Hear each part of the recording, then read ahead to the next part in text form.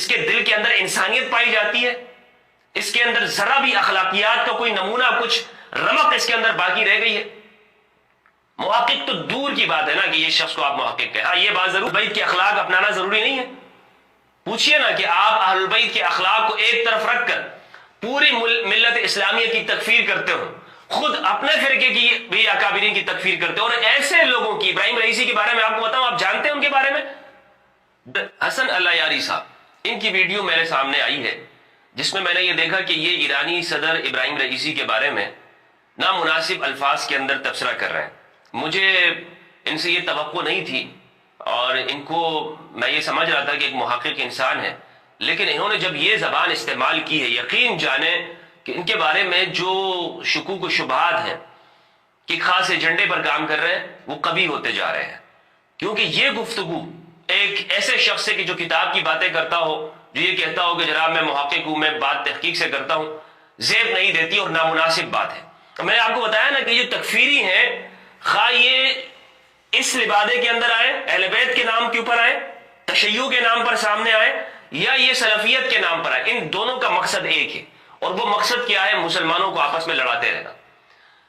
کچھ لوگ اپنے شیعوں کو کافر کہتے ہیں، مرجعیت کو کفر کہتے ہیں، تو بھائی ان سے صحابہ کرام کہاں بچ سکتے ہیں؟ جو ہر ایک کو یاد رکھیے گا، جو کسی کی بھی تکفیر کرے، جو شخص بھی کسی کو آج کے زمانے میں کافر کہتا ہے، تکفیر کرتا ہے مسلمانوں کی، یہ شخص جان لیجئے گا کہ یہ شخص مسلمانوں کا خیر خواہ نہیں ہو سکتا، مسلمانوں کے لیے بھلا نہیں ہو سکتا.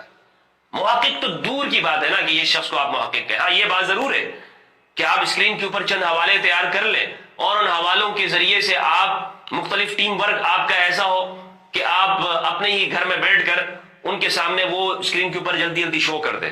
یہ ممکن ہو سکتا ہے.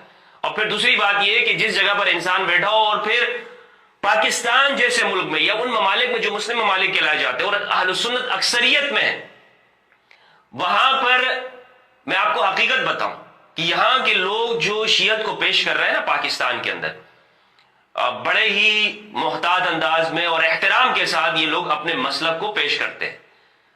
ایسا نہیں کہ یہاں پر ان کے علماء کی کمی ہے، لیکن ہر جگہ کے حالات کے تقاضے الگ ہوتے ہیں. ایک شخص اگر امریکہ میں، کینیڈا میں بیٹھ جائے تو وہ تو کچھ بھی بول سکتا ہے. تو یہ کوئی ہمت کی یا جرأت کی، شجاعت کی بات نہیں ہوتی. اب وہاں سے کچھ بھی بول سکتے ہیں.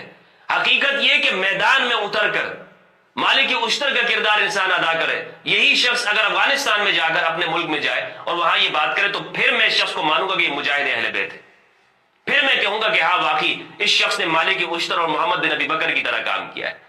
لیکن ہاں لوگ بڑے متاثر ہوتے ہیں کہ جناب دیکھیں شخص اہل بیت کا دفاع کر رہے ہیں. ٹھیک ہے، اہل بیت کا اگر ایک شخص دفاع کرتا ہے تو اس کا یہ مطلب نہیں ہے کہ ہر بات اس کی درست ہو جائے. کیا اہل بیت کے اخلاق اپنانا ضروری نہیں ہے؟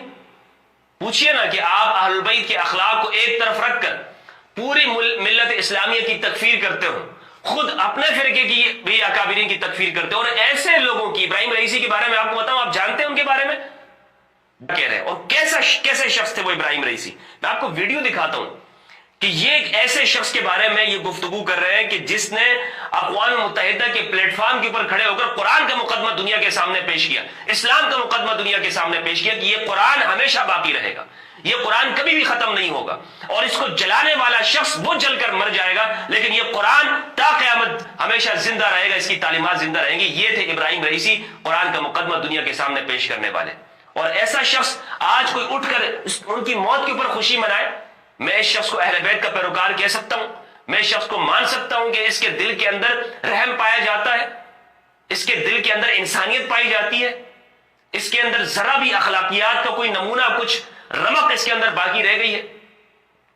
کسی کی بھی موت کے اوپر یہاں پر یقین جانے، میں نے اہل تشیع پاکستان کے علماء کے بارے میں آپ کو بتاؤں، میں نے انٹرویو کیا ان کے سامنے، جب ان کے مخالفین تکفیریوں میں سے بھی، بلکہ خود مسعود الرحمان عثمانی صاحب جن کی شہادت ہو گئی اسلام آباد کے اندر، ان کے بارے میں نے پاکستان کے جید علماء کرام سے پوچھا. یقین جانے انہوں نے کہا کہ پروردگار ان کی مغفرت فرمائے. شیعہ علماء نے، کہ افسوس کی بات ہے، افسوس ہوا ان کے اوپر، افسوس کرتے ہیں وہ لوگ.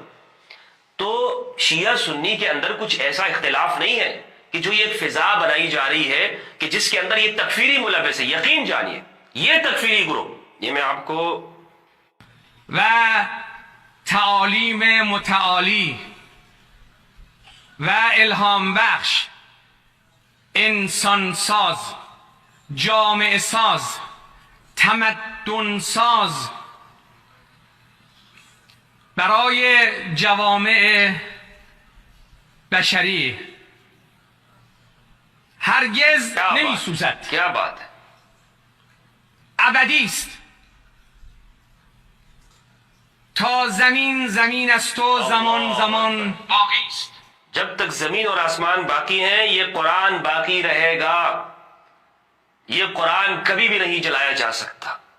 یہ تھے ابراہیم رئیسی، جنہوں نے اپنی زندگی اسلام کے لیے، قرآن کے لیے، اہل البیت کے لیے، انسانیت کے لیے، محبت کے لیے، علاقائی ممالک کو قریب کرنے کے لیے انہوں نے وقف کی اور شہادت دے دی، اسی راہ میں قربان ہو گئے. ایسے شخص کے بارے میں اگر ہم خوشی منائیں، میں ایک سنی ہونے کے اعتبار سے آپ سے بات کر رہا ہوں، ایک انسان، چلے سنیت کو پیچھے رکھ دیں، ایک انسان کے جس کے اندر ایک روح ہے، اس اعتبار سے مجھے سوچئے، میں یہ بات کہہ رہا ہوں کہ ہم کسی کی موت کے پر خوشی نہیں منا سکتے. جو شخص بھی کہتا ہے کہ کسی کی موت پر خوشی مناؤ، یہ شخص کاذب ہے، اسلام کی تعلیمات سے ناواقف ہے.